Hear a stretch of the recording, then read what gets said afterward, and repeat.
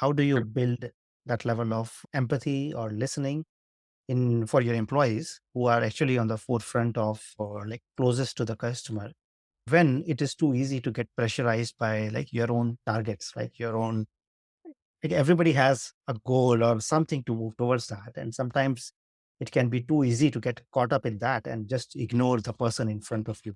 So Yeah. how have you built that empathy or that listening for the people who are actually closest to the customer so that you can get those signals that you want? Yeah. I truly believe that the majority of leadership comes down to being a human, not a statistician or someone who's running a P&L.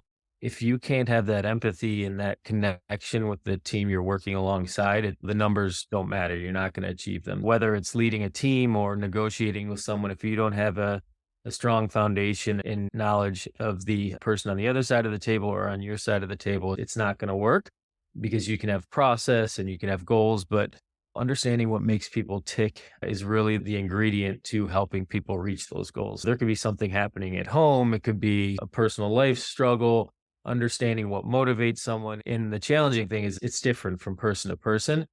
But if you don't understand how that fits into the individual and how those individuals fit into the overall initiative, the numbers don't matter because you're not going to have a core Mm. group that's inspired to reach those numbers. And I don't know necessarily how I developed it. I can tell you that I had great leaders growing up and I saw it from that side of the equation. When I was playing football, I had coaches who they understood who I was, what made me tick, and customized how they were coaching me to get the most out of me. And then early in my career, I had great leaders to set that example. So I'd say that's probably the biggest way of seeing someone who does it right and gets the most out of you, and then someone who might be just obsessed with the numbers and pointing at a whiteboard over and not understanding why people aren't achieving the goals. Experiencing that growing up and then early in my career, you start to see what works and what doesn't. And then there's just, I mentioned a human side of it. It's something I want to do. I want to connect with the individuals I'm working with. And whether it's someone who's